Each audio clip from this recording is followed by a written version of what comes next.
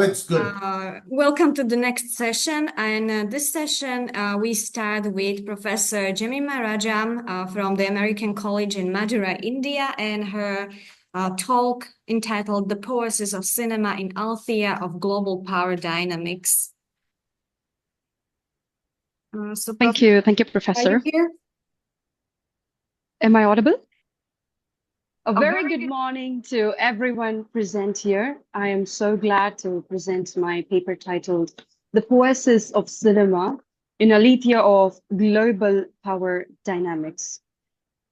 Well, I would like to give you a brief introduction about why in the first place that I picked up with this title.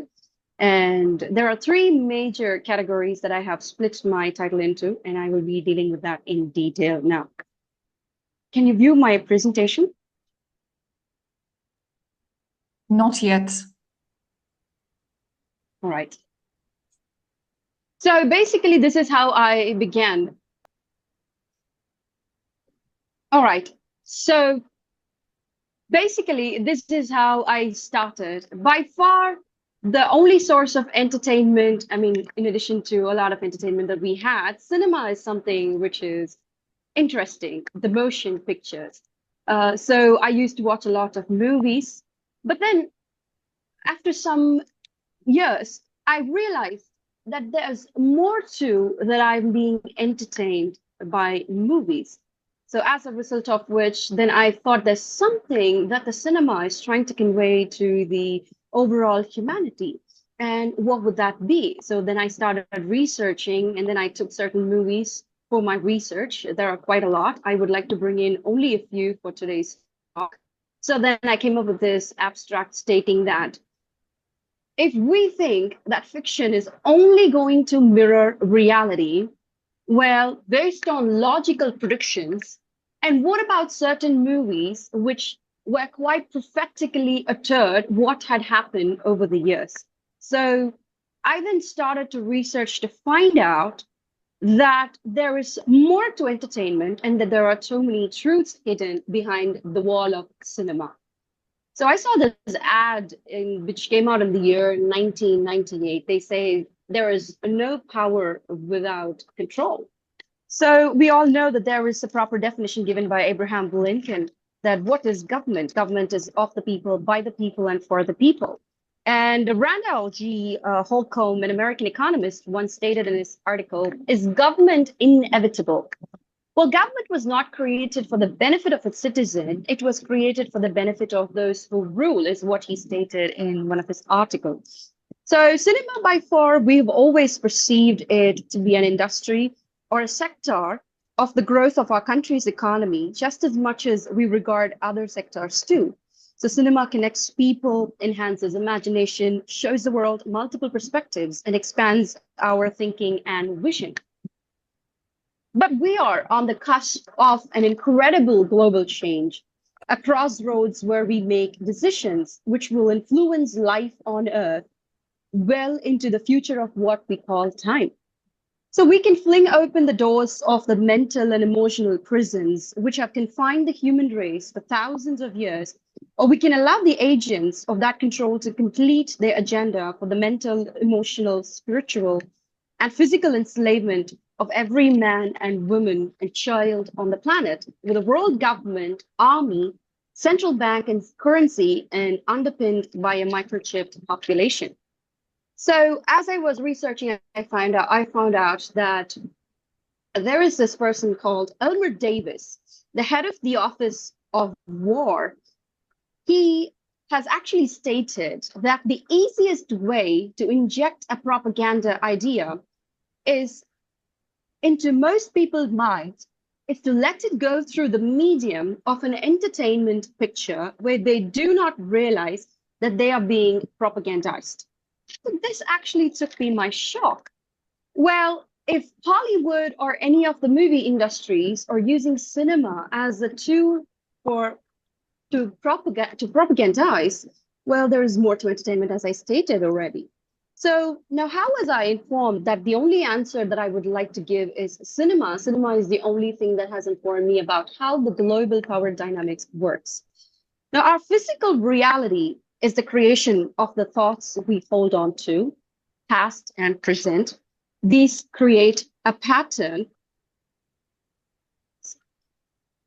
Excuse me. Yes. So these create a pattern within us, which then cast around us in the form of a magnetic aura or a cape. So this attracts to a physical reality in terms of people, places, and events, which exactly reflects on our inner patterns, how we see ourselves. So the key to reality is thought. If you can manipulate someone's thoughts and view of themselves, you are creating the person's reality, and as a result of their physical experience. More than that, people will generally pass on to their children large chunks of their own views and beliefs, thus manipulating. Often with the best of intentions, now the children view themselves and their potential. This affects the children's sense of self and creates their corresponding physical reality. So in short, once you can manipulate the thoughts of one generation, it gets easier to impose your will on future generations because you have now programmed parents and leaders unknowingly working on your behalf. So you will see how throughout the speech that cinema reflects or exposes the global power dynamics, resulting in the manipulation of the individual human mind. So I would like to begin with a short story, I don't know who wrote this story, however, I would like to share it. The lie said to the truth, let's take a bath together. So the well water is very nice. The truth suspiciously tested, and the well water is very nice, okay. And I found it is really good to take a shower. So they got naked and they bathed. But suddenly the lie leaped out of the well and fled wearing the clothes of the truth. Now the truth, furious, climbed out of the well to get her clothes back. But upon seeing the naked truth, looked away with anger and contempt. Poor truth returned to the well and disappeared forever to hide her shame. So since then, the lie runs around the world dressed as the truth. And the society is also very happy because the world has no desire to know the naked truth. So this story came in congruence and quite good association with the title that I have come up with, where cinema is trying to expose. So there is this global power dynamics is trying to rule over the globe. And it's not logical enough to argue who controls rather than the mechanism that they follow, how to exert their power over the humanity. So I have narrowed it down because we live in a multi-dimensional universe, which is a part of a multi-dimensional infinite consciousness we call either God or creator or creation. So we are therefore multi-dimensional beings. So therefore, the global power dynamics should also get into a multi-dynamic structure or nature in order to contribute significant changes or power over the humanity. So thus being said, well, I have picked three major spectrums where the global power dynamics operates, which I have deduced or inferred from cinema. Number one is the big pharma, the mass media, the finance. Well, to begin with big pharma, there are various movies such as The Constant Gardener, which came in the year 2005, talks about the unethical drug trials, testing on poor African communities. And it also shows the corporate greed. And there is another movie which came in the year Dallas Buyers Club, which spoke about, which literally captured, which is set during the AIDS crisis, focusing on lack of access to life-saving drugs and bureaucracy and the high cost of treatment. So there's another movie called Contagion, which came in the year 2011, which talks highly about kind of like a premonition or a prophetic utterance of the COVID virus, which you and I know we've been part of that pandemic, and we came out of it. Nobody knows how many people survived. Somebody are still witnessing the effects of COVID-19. So there was this cinema which came out in the world, which talks about lockdown, quarantine, and all of other things. And the big pharma is trying to come up with a vaccine in almost a year, which makes me question. By far, I have read so many science books And I myself a biology majored, and majored biology in my 11th and 12th grade. So it makes me think that how many years will it possibly take for anybody to come up with this? I mean, especially the scientists to come up with the vaccines. Well, even the Google says minimum of 5 years or 10 years. And I don't really understand how they came up with the COVID vaccines that real quick. And moreover, that was pretty accessible to every single citizen in the world. And also the COVID-19 is not the only virus that we are talking about, or there were so many alpha, beta, delta, omicron. So we had this mutant variants. However, the vaccine that they invented or that they came up with, they call it or they claim it's quite a broad spectrum. So when you do not know what exactly the virus strain that the person he or she has been infected with, and yet you advise them to take vaccination in order to come back once when the lockdown has lifted. So this makes me question what would be the inner agenda of the big pharma, or are we being controlled? Because for so long we've been taught that people are relying on power or government to take good care of us. And the cinema is trying to show certain things. Of course, they use sarcasm. Of course, they use irony as a weapon. However, we will have to see beyond what we see on the screen to understand the global power dynamics. And moving on to the second category, which I have split it into the mass media.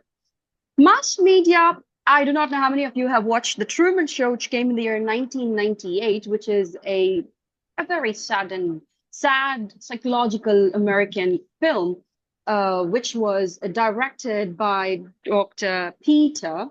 So Peter Weir, and he talks about the protagonist called Truman Burbank lives in a constructed reality where every aspect of his life is controlled by the producers of the show. So it's quite, scary to even look at that movie where he's being controlled. Every single actions, every single maneuver is being controlled by the corporate, and he's being stalked under surveillance. All of his actions that he's taking, it's all planned. So he cannot think clearly. He cannot act according to his wishes. So when this movie captured that, well, there are certain things that I tried to come up with after looking at this, watching this movie, where the control and manipulation of reality, as I said at the introduction, how our thoughts are being controlled, and therefore we create our own reality. Well, a wise man once said that if you think you are lucky, you will get lucky. Well, that might sound a bit fairy tale-ish or might sound silly. Our lives are an exact physical replica of our own subconscious mind. So how we think and perceives itself in the world is recreated physically in the people, places, and experiences we attracted to us. So we used to say, that's when we say, think lucky and you'll get lucky. So which means we create our own reality. So we live in a free will universe, where within certain limits we are allowed to experience all of the emotions and learn from the consequences of our action. But it's completely the opposite of what you see in the Truman Show. And not just the corporate control or the impact of the mass media. There's something else. There's the third thing that I would like to talk about. If there was one physical subject, one material subject that we should focus on, in my opinion, it's very clear that the head of the global power dynamics should be the financial system. We can argue till the end of time about who runs the world. Is it the Jesuits? Is it the reptilians? Is it the Illuminati? Is it the Freemasons? Well, I don't think it's reasonable to even argue about the mechanism that they use, which is finance, which is the whole point of finance is to be in debt. So when you get a mortgage, well, you have a debt grip held over you. So because you are in debt, you don't even own the house. The bank owns the house now. That loans you to buy the house unless you are fortunate enough to have all the money to buy it outright. And even if you can be taxed by the government if you fail to keep up with those taxes. So the government can then take it from you. The whole system is based on a financial fraud, is what I could see through some movies. There are movies such as The Inside Job, which literally talks about the financial deregulation, corruption, corporate greed, and government complicity. And there are so many movies which I watched literally tries to talk about. And there are some schemes that the governments bring forth. Well, they introduce inflation. They give you the false hope or illusion that Well, if you have a problem, you can come to us. For instance, we had this COVID-19 and there was this big shattering happened with the finance. And as a result of it, so many people lost their jobs. And we have this, unemployment. This sickness, social sickness has been in our soil for so many years. And when you go to the government, this is what they say. Well, I can help you with that. No, no problem if you don't have a house. No problem if you don't have money for education. We will loan you the money. So which they give it to you without credit. So you will have to pay that price. So which effectively takes the power that we have and it we give it to a tiny group of individuals who are running the world through the control of finance. So these are the three major categories that I came up with. And then also the prediction, the prophecy, and the self-fulfilling reality that we could see through these movies that I just mentioned, and there are so much more. There is one movie called Eyes Wide Shut by Stanley Kubrick. Even the title is, welcoming, and it's quite intimidating sometimes. Sometimes it is quite scary. What's there? So as gone are those days when I just thought that cinema is just entertaining me, but I am now in a state that I have come to conclude that there is some power out there who are trying to control us. And as Randall said, the American economist, the government is not created for citizens, but for certain citizens who could control and rule over. So the cinema, the poesis of cinema. Well, the reason why I picked this topic is because I just wanted to make use of the opportunity that Poesis is educating the world and it helps us to understand the world better. And well, if I were to just read educational texts, which are invariably prescribed in every single country, they would certainly not be talking about these controversial things. Because even in Truman's Show, there was this one dialogue which comes that a character will ask, will you not endeavor to study the true nature of the universe? So for which the other character will respond, well, I would like to be contented with the way how universe is presented unto me. So this is quite shocking, and it threw me off the cliff is because of the fact that I started to think that is there anything else more than what we see? Is there anything else more to know about the universe, what we read in our educational texts? So are the institutions working in a way that we should learn what we should learn? Or are we having a limited knowledge, or is there anything else called the forbidden knowledge? And the other day I was watching an interview of Elon Musk, a man who needs no introduction, with Jordan Peterson. And he asked this question, why on earth are you making all of these endeavors trying to find, coming up with this Grok and SpaceX rocket technology? And he said one thing, just wanted to study the true nature of the universe.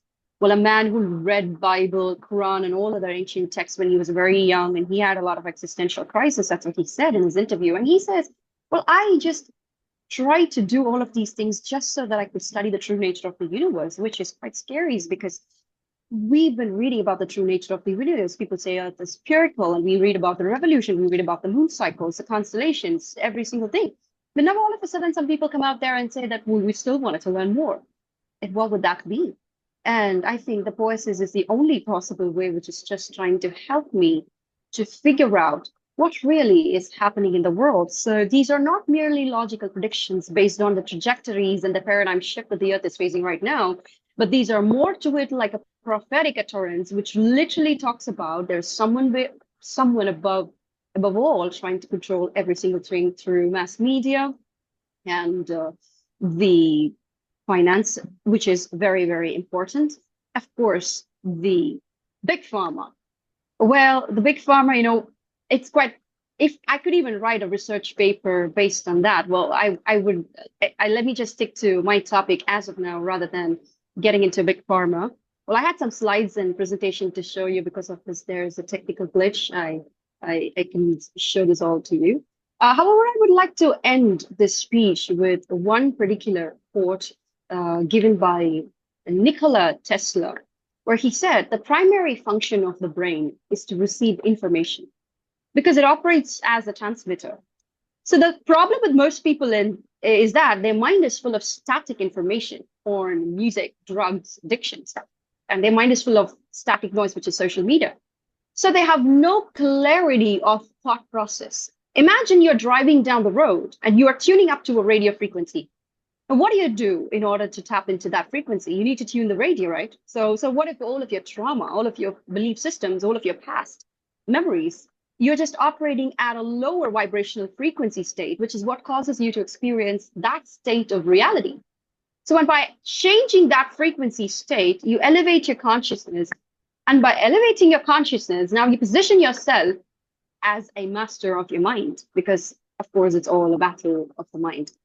And conclusively, I would like to say that the global power dynamics is kind of like the fungi. Well, we've always been told that virus is more dangerous than fungi. Well, viruses can make us ill, but fungi can alter our very minds. This is a recent research which was found, and they say that there is a fungus that infects insects. And when it gets inside ants, for example, it travels through its circulatory system to the ant's brain, and it there floods it with hallucinogens, thus bending the ant's mind to its will. So the fungus starts to direct the ant's behavior, telling it where to go, what to do, like a puppeteer. And it gets worse, you know, the fungus needs food to live, and therefore it begins to devour its host from within, replacing the ant's flesh with its own. But it does not let the victim die. It keeps its puppet alive by preventing composition. And this is when I read about this and I thought, whoa, so the government or the global power dynamics is quite like a fungi, which is intruding, pervasive, and it's ruling over us. Well, I didn't say that. This is my inference based on the cinema, the movies that I have watched, and I have extended my research. And with this, I would like to conclude, ladies and gentlemen, of course, there is a power which is controlling us. However, at the end of the day, at least we are informed.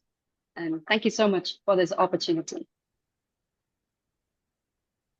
So thank you very much for your presentation. And now there's space for questions, either from people attending on the Zoom, or if anybody here in the classroom would like to ask something, you can. Yes. May I have a question? Yes. From your talk, what I understood is that for you personally, the search for truth is very important. To know how the world works, what is behind everything. So there is this desire to know the truth, maybe with a capital T Yes. even. My question would be, you said that you see Poesis as an aid, as a help in realizing how the world works. Yes. What would be your maybe working definition of Poesis in your understanding?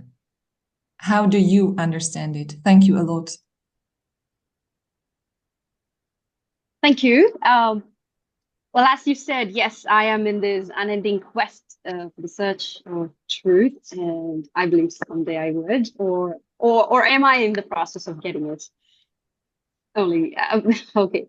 So, concerning your question, well, we have been part of this education, and yes, we have been instructed with so many books and pages that we've read. But never have I ever come across certain controversial topics, such as how finance works, how inflation is brought inside, until I started watching cinema. So, and then I came to know that there's something called the Department of Defense. The Pentagon is sponsoring certain movies.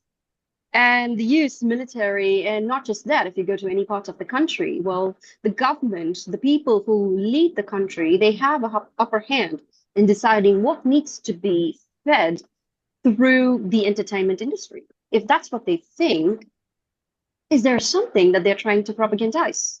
So when I was studying about the art of making cinema, well, I was literally interested when I was doing my postgraduate. Well, we came up with a short film of our own. So there's something which is on the inside of me which I was quite desperate to let the world know. So if that was how they felt, that they would want to tell the world that this is what is happening, or tell exactly the opposite of truth, when that helped me understand that, all right, so the Poesis is literally helping me to understand the global power dynamics and how it works. Have I answered your question, or? Yes. So by poesis, you mean art in general or artistic representation, which is not, which may be partially fact-based, but it's essentially fiction, right?